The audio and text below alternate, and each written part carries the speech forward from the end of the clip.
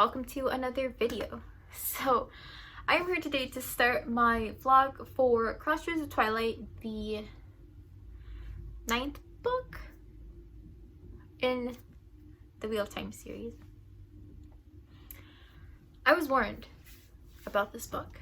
I was warned that not much would happen, and I was curious how that would be. It has been an interesting time. I don't even know how to describe what has been happening, and I feel like the best way to do this is to describe what hasn't been happening. For example, I haven't seen Rand. I am 65% of the way through this book. I am starting this vlog quite late, and I haven't seen Rand. There hasn't been a single Rand chapter, and I hate it. We haven't seen any Asha'man try to use the one power since it's been cleansed. We've been seeing like little chunks of different characters' point of views as they become aware that something is happening. So in most of these points of views, we start like the hours or the days before Rand cleanses Satan, and we see the characters notice, oh hey, something's happening over there. I just want to see Rand. I've been told that Rand is in this book. He's not completely gone. Like sometimes there are characters we don't see and they're gone the entire book, but 65% of the way through, no Rand. And the characters' point of views that I care about, like the ones that I enjoy reading from, are Rand, Perrin, and Matt. I can tolerate Ninate. I don't like Elaine. I don't like her chapters. Elaine is so worried about becoming queen and securing Andor, which, you know, I get for her, but it's not interesting to read about because she's thinking about this army and this lord and that lord and how many lords support her. And I don't care about the lords and the ladies of Camelin and Andor. So that's all her chapters are. That and thinking about Rand, and that's it. So I don't care. I also enjoy reading from Min's perspective. I don't like reading from Egwene's perspective because I don't like Egwene. Just read a few chapters from her. Not a fan. I don't know, guys. I don't know what to say. It's like the prologue started with just some Aes Sedai in Carrion, I think. And we see Loyal and some other guy come back looking for Rand, but Rand's not there because, you know, he got attacked and fled and blah blah blah happened. And while they're there, towards the end of the prologue, some Aes Sedai are like, whoa, there's a huge surge of the one power coming from over there. I wonder what it is. End prologue. And something else, something with a general, I think. But then we move into getting a bit more of, I think it was Fael or Perrin, or both. I think we got Perrin first. And he's just worried about Fael. He does eventually find the camp, the Ale camp that Fael is trapped in, but they're so big. And honestly, the Ale, the Shido Ale, and the conflict that they present it feels like the randomest thing ever. Because when we lost Couladin in the Fires of Heaven, I really thought that the Ale would just kind of fade away. But Savannah has been such a pain. Like, she and her leadership of the Shido Ale is causing so many problems, and it's like, seriously? You're here trying to gain random power? Don't you know that Tarmon Gaidan is coming? Like, she's not even a dark friend. I think she's worked with the Forsaken, but technically she has no allegiance to the Dark One. She is just this villain completely removed from the whole conflict that's happening. Like, everyone else is worried about Tarmon Gaidan. All of the other villains are Forsaken or Dark Friends and somehow related to that conflict, and everyone's preparing for it and trying to get into position, and she's just over here trying to conquer land, get servants and money. And in that process, she's kidnapped Fael, and like, why is she here? What is she doing except causing problems? Like, everyone else has bigger problems to deal with, Savannah. Why are you doing this? It is so frustrating.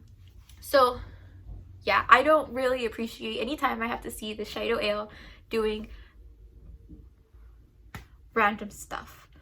That being said, I like reading from Fail's point of view. So when we did see her, it was like, hey, Fail's alive. That's good.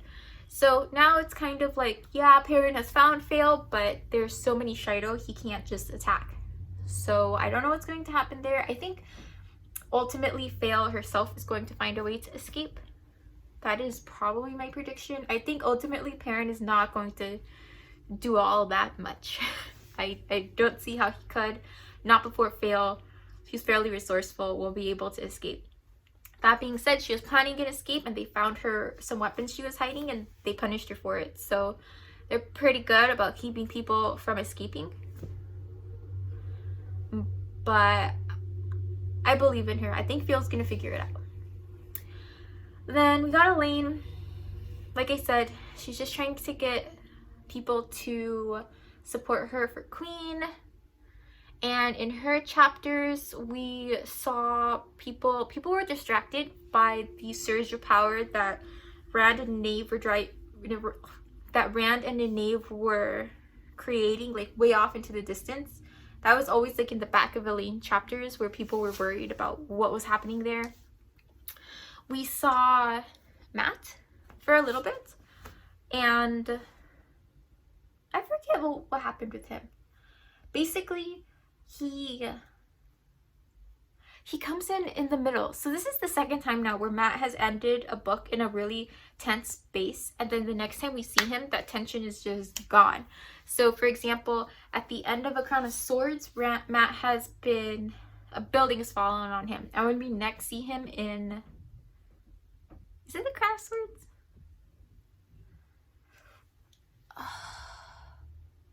Yeah, when we next see him in Winter's Heart, he is just back and he's been recovering and he's walking around. And it's like, all right, there goes all that tension. He is now clearly fine. And at the end of The Path of Daggers, we saw him, no, at the end of Winter's Heart, at the end of Winter's Heart, we see him kidnap Tuon and in the process of escaping Ebudar. When we see him again in Crossroads of Twilight, he's out. Tuon's just chilling in a tent, and he's just trying to lay low until the search kind of fizzles out, because they're searching beyond Ebudar, and so he's planted himself like right outside the city, so close that no one would think he actually would stay that close, so they're not really looking for him super nearby. And that's it. Like, I thought there would be some grand escape. Like, how did they get Tuon out of Ebudar? How did they find, I don't know. It just felt like an abrupt shift, and that's where we are. So he was also noticing the power. I don't know who around him noticed that something was happening with Rand and Nave off to wherever they were, but that was going on. And he was trying, I don't know, it's been so long since I saw Matt. I honestly don't remember the last thing he was up to. But most recently, I've read from Egwene's perspective, and Egwene is, so we see her at the end of The Path of Daggers super dramatically arriving at the edge of Tar Valon. And it's like, whoa, she's about to stage an attack. When we see her again in Crossroads of Twilight, she has not moved for almost 2 weeks. Her army is just chilling and they're just staring at Tar Valon, and it's this weird stalemate and she's not doing anything. And on the one hand, I get the idea that she doesn't want to break the tower, so she's avoiding doing a full-on assault with her army on the White Tower because that'll like destroy the tower, blah blah blah. But if she didn't want to attack the White Tower, why did she build an army? Like, Gareth Bryn, when we first see him in these chapters, he's like, so, I mean, I've got the men, we're already here, we travel into the walls of Tar Valon, I could have the city for you in like a day. Like, we're here, we can do it, let's go. The longer we wait, the more casualties there will be, because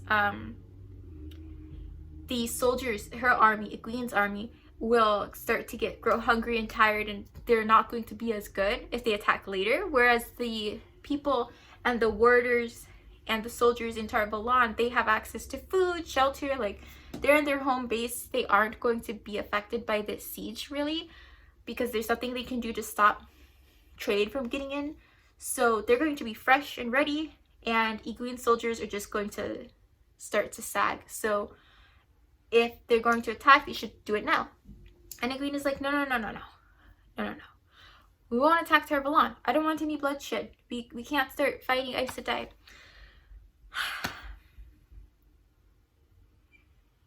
And it just frustrates me. It's like, why was she walking all the way here in the first place? Why make this move if she wasn't going to get there and attack?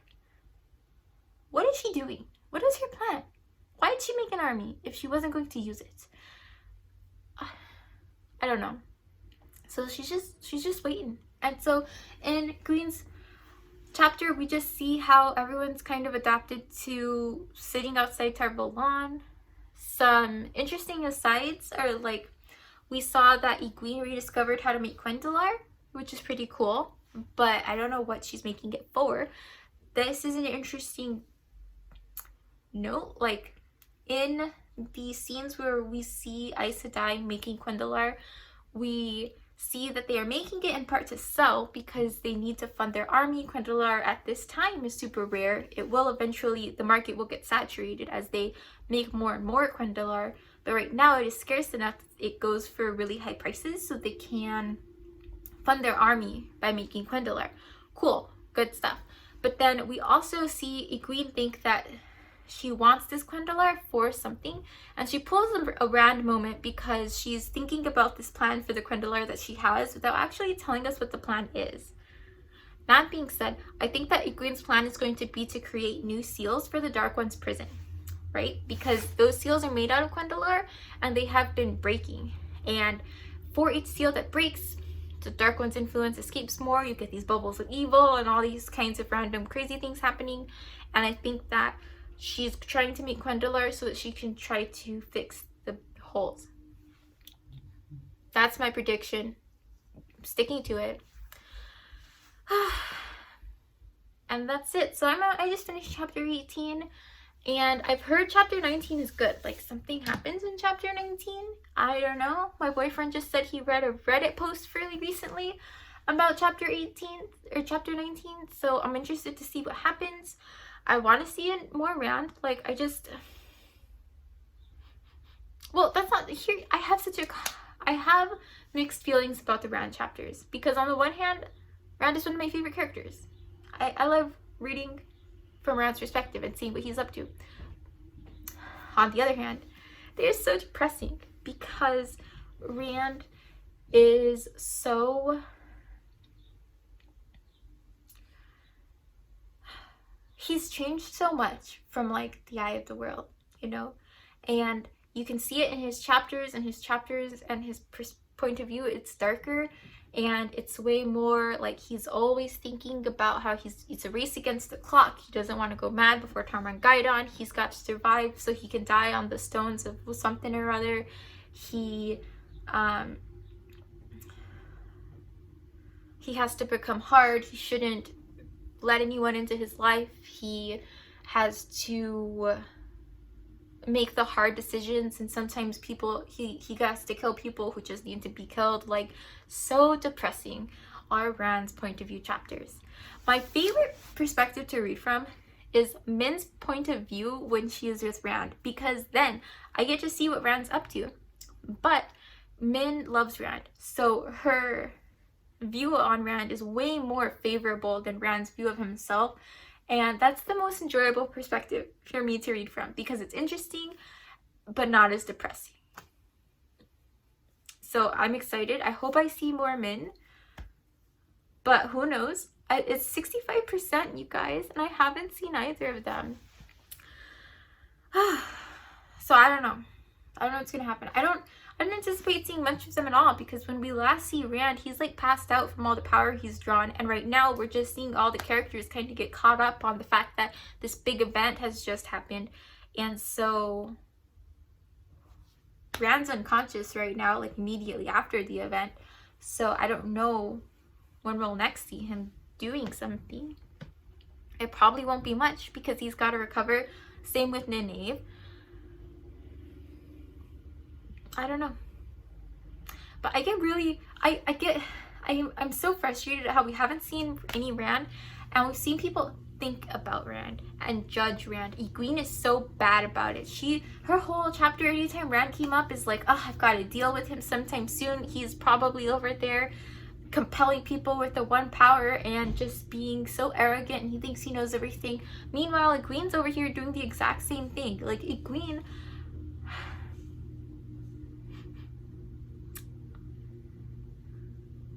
she's so hypocritical. It's frustrating. Okay. That's it. Nothing's happened. It's just been like, or it's not that nothing's so much of the chapters are people thinking about their strategies and things that they're facing, and I cannot put 100% attention on stuff like that for very long. So when I have 3 long paragraphs, this is from the prologue, describing a hallway, I can't.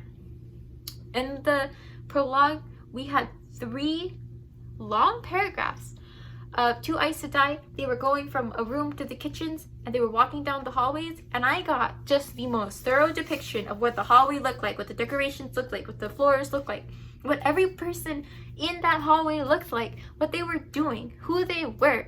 Like, so much information, and it's like they're just walking to the kitchens. You could have said they arrived at the kitchens, and then, like, why is this here? So much detail.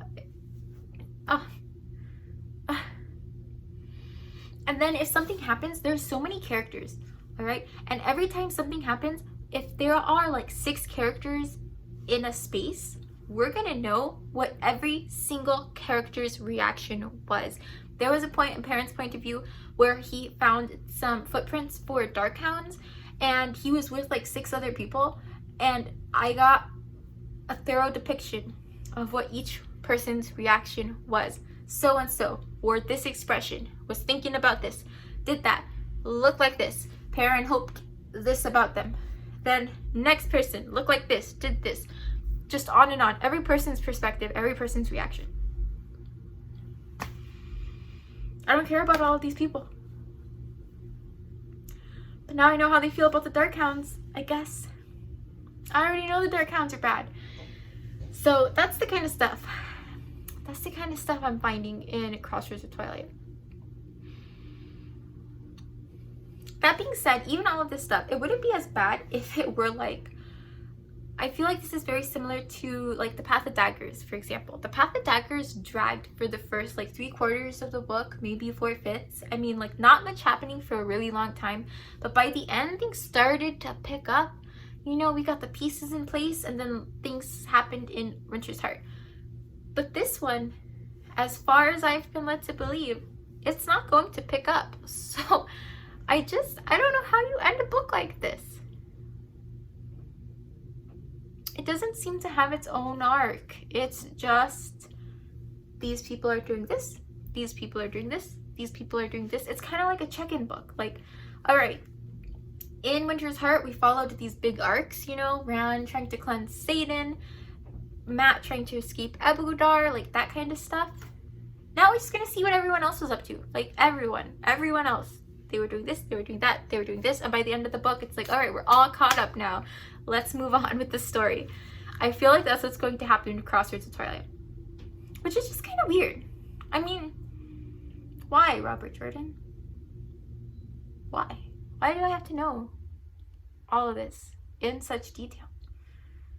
What's it going to do for me? What's it do for the story? I don't know.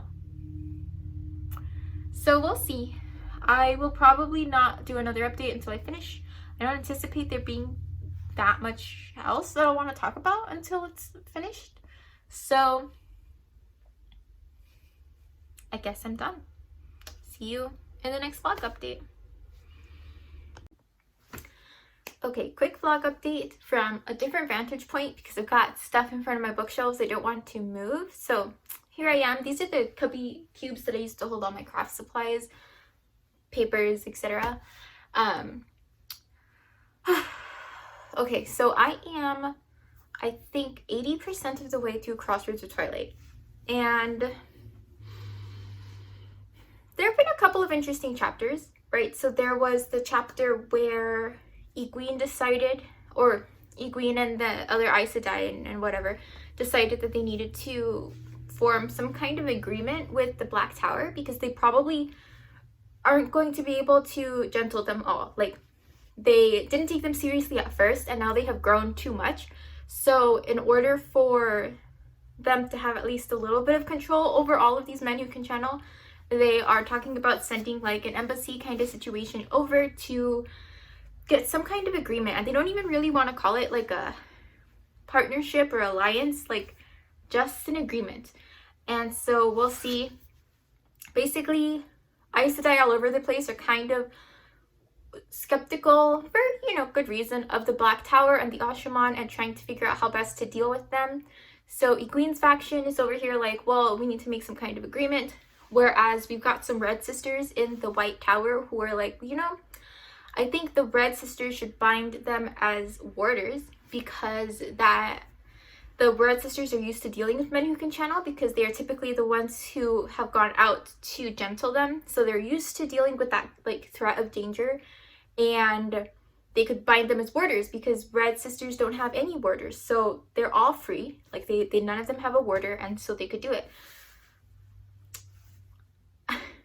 I don't know.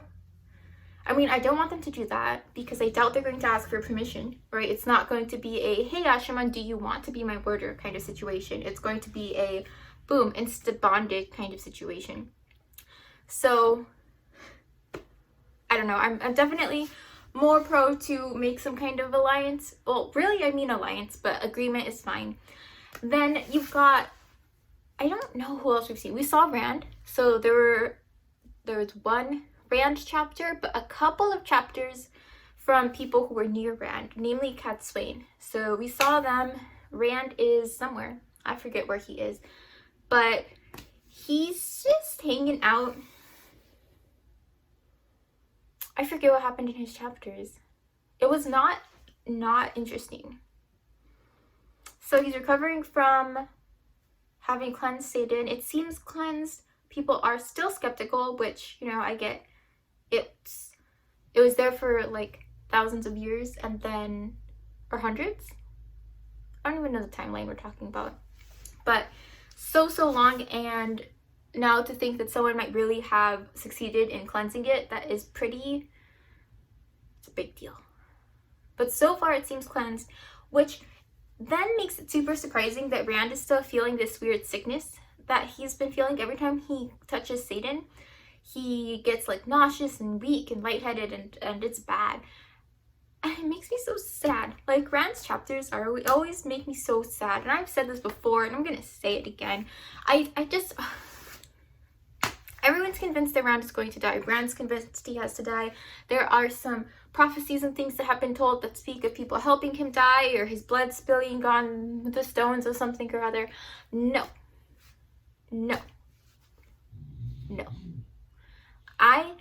Rand is going to live.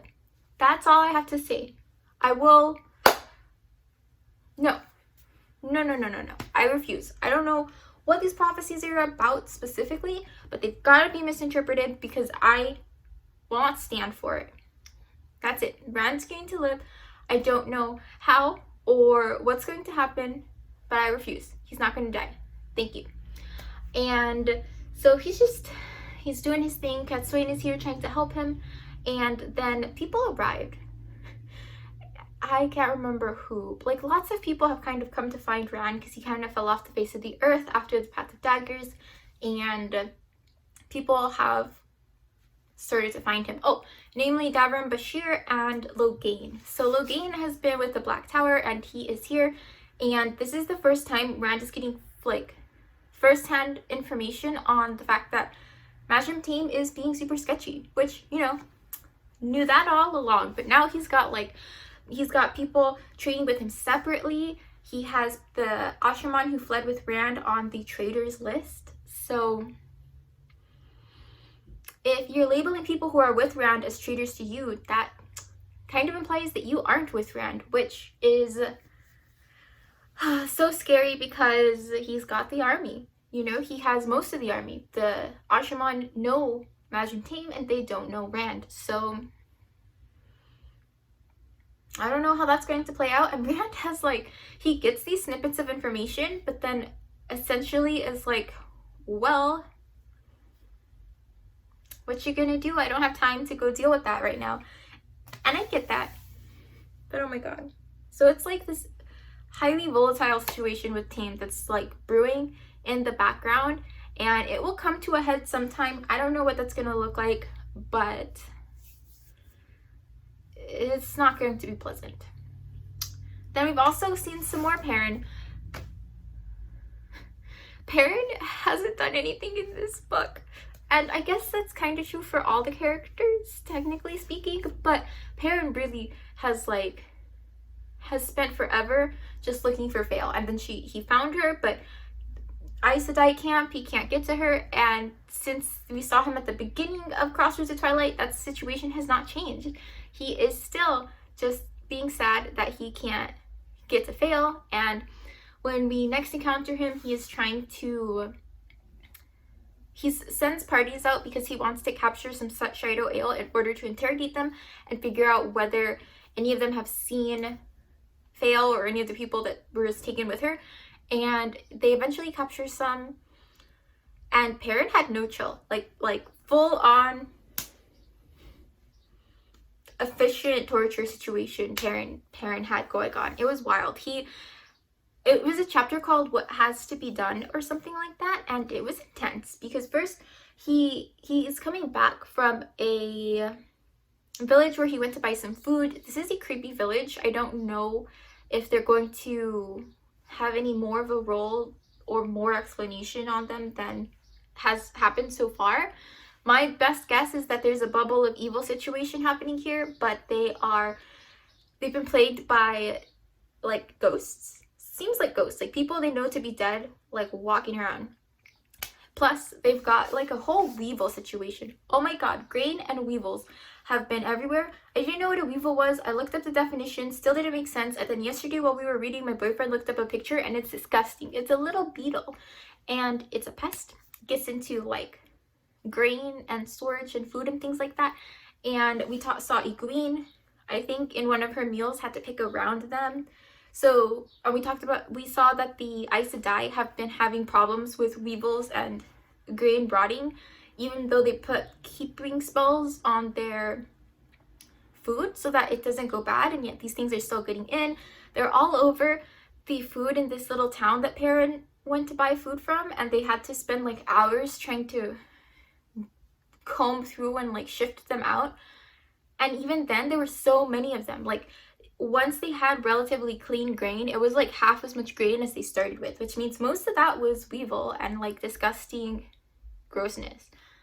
So I don't know what that's about. Like there's this whole plague, this epidemic of weevils in the grain that have been kind of a theme throughout much of this book and maybe even some of the last book. And everyone's having this problem, which means like it's not casual, you know, like it's not one person got an unlucky batch of grain. These are connected to something bigger happening, which, you know, Dark One Power, I'm not surprised, but it's kind of weird and super icky. So there's that. Anyway, he gets his grain. He starts to come back to his camp to find that his people have actually captured a couple of Shido and they aren't talking, and they are readying themselves for like days of the questioning, which is essentially torture interrogation, to get them to talk, to get them to say something about the Ale camp, whether they've seen Fail, things like that. And Perrin's like, I don't have time for this. He's really uncomfortable with the idea of the prolonged torture, but he also starts to think to himself a lot about what he is willing to do and what he will do to get Fail back. right? Fail is Perrin's top priority, and he is constantly thinking to himself that he will do whatever it takes to get her back. And this is one of the most uncomfortable situations I think he's been in on that path so far, where the idea of torturing some Shido Ale usually would be inconceivable to Perrin, but here he is, knowing that they might have information about Fail, and he has vowed to get her back no matter what. And so he's like, fine, they're gonna have to be like tortured. I need the information that they have. It's what has to be done. And at the same time, he's like, well, if we're gonna do it, we don't have days to do it. So he hacks off this guy's hand and is like, all right, there it is. You've lost a hand. You are all going to be separated, and you'd better tell me what's up. And if you don't tell me what's up, I'll just keep hacking. You'll lose the other hand, your feet, and then if you really don't give us any information and you think you can handle all that, we'll leave you to be like limbless beggars in a random village. And the Shido Ale were not happy about that. So they especially didn't like the idea of being beggars, I think, one of Perrin's people told him. So they talked only to find out that they didn't actually have any information to give him. They had never seen Fail. And this is a huge camp with like tens of thousands of people. So it's not entirely inconceivable that they would have never encountered her. But that means that Perrin is here hacking off limbs and being this person he doesn't want to be. And then he didn't even get any useful information. So that was heartbreaking. And poor Perrin. His chapters are depressing. All these chapters are so depressing. Like, the stakes are rising. People are getting more and more like melancholy about them. As the series goes on, they've lost more. So they are so different from what they were in like the Eye of the World. And it makes me sad because I feel like I've noticed that trend with Rand the most. But this is one of the most glaring views of it, I think, from Perrin that I've seen so far. The most glaring contrast. Character-wise, we've seen him do things like get more comfortable in positions of leadership, even if he doesn't like being called Lord, but like taking command of people and things like that. Same with Matt. But that wasn't necessarily against some of his early core values, not nearly as much as what has happened with the Shido Ale. And at the same time, I don't know, it's like, it was just hard. It was hard to read. It was like, wow, Perrin, wow, that was a lot. It was effective, but also, wow. And I think that basically everybody was thinking that, like everyone around Perrin himself. And I think that's the last chapter that I read. So from what I hear, we're going into some more Matt chapters. I don't know what he'll have done, but probably nothing since we last saw him.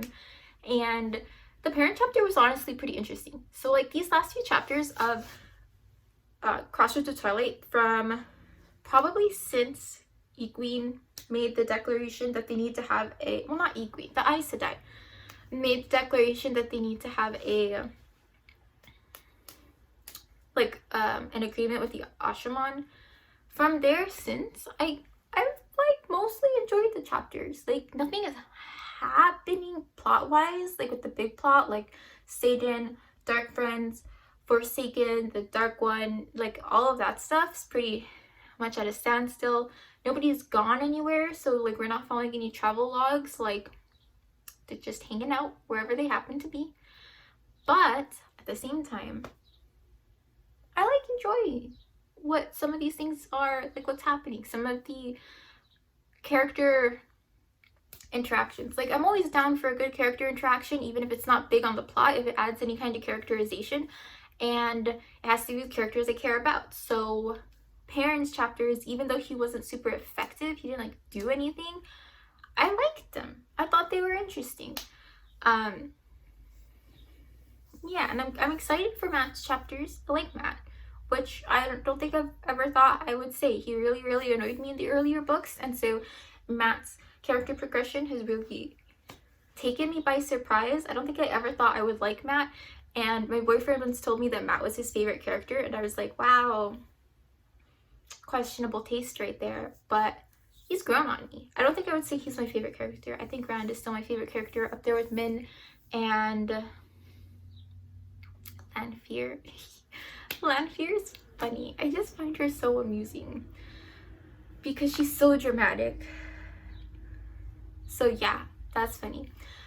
We've got like not very many chapters left. I think we have 3, so I expect to finish it tonight, and I'll be back with a wrap-up situation, and then we're going to read New Spring, the prequel, to kind of take a bit of a reprieve from some of the things going on in the main story, get some background on some characters that I've kind of seen, and then head into the final leg of this whole shebang. I have been making these vlog videos for over a year. We have been reading the Wheel of Time for over a year, and we will be done by the end of the year, pretty sure. So I don't even know what I'm going to do with my life after that. I mean, technically I know there are 2 or 3 different series my boyfriend and I have been tossing about as what we'll read together next, but how am I supposed to read anything else? I don't know. Alright, so that has been this vlog update. Next time I see you, I'll have finished Crossroads Twilight. Okay, so it's about time that I wrapped up my vlog for Crossroads of Twilight. I finished it, it was like about a week ago now, I think, and you know, like, it was okay. I think that my expectations for it were super low because of things that I'd heard about it, and so that kept me from being disappointed. And so I think Crossroads of Twilight more or less met my expectations, and thus it was fine. You know what I mean? Like, it didn't let me down because I knew there wasn't going to be a ton of plot development, and all in all, it was interesting, you know? Like, it was like at the end of Winter's Heart, Brand cleanses Satan, and then Crossroads of Twilight is, and by the way, this is what everyone else was doing, and it wasn't that much. I don't like Egwene, but I think her chapters were maybe some of the more interesting ones. And at the end, she gets taken. So that was fun because I wonder what's going to happen to her. She was trying to get into the White Tower, or like onto Tar Valon, in order to it looked like she was trying to, or she did, turn this chain that keeps boats from passing through the river outside by Tar Valon. It keeps boats from passing through for trade unless it's lowered, and she turned it into Quendalar so that it can't be lowered, like it can't be slackened anymore, because the Quendalar transformation fuses the pieces of metal together. So that's interesting. And then she like gets attacked and captured. So one, she's like, someone betrayed me, someone told them that I would be here. Who is that? How is that? Why is that? And also, what are they going to do with her? These are questions I don't know the answers to. Otherwise, I already don't remember what happened since I last updated, but that's all right. You know, not much happened.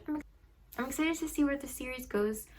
It's got to start nearing a conclusion sometime soon. The pieces have to be moving in that direction. I have no idea what that will look like. I still find things like the Dark One and the Prophecies of the Dragon super vague, and so what this Tarmon Gaidon situation is really going to look like, I just can't visualize it. So we'll have to see. I don't know. And I think I'm done. Like, I don't know. I don't have anything to say. I didn't have any strong feelings about Crossroads of Twilight. I gave it 3 out of 5 stars. It was fine. It didn't impact me. Like, nothing happened that left me on the edge of my seat. Nothing made me cry. Nothing made me super excited. Like, nothing all that much happened except for things I've already talked about, like Perrin cutting off that guy's hand. That was intense. But otherwise, I'm just like, yeah, all right. That was 600 pages. And that's it. We're done. So next we're going to start reading New Spring, and I don't know anything about that. It's a prequel. That's all I know. So we'll have to see. But if you have made it this far, thank you so much for watching, and I hope to see you next time. Bye.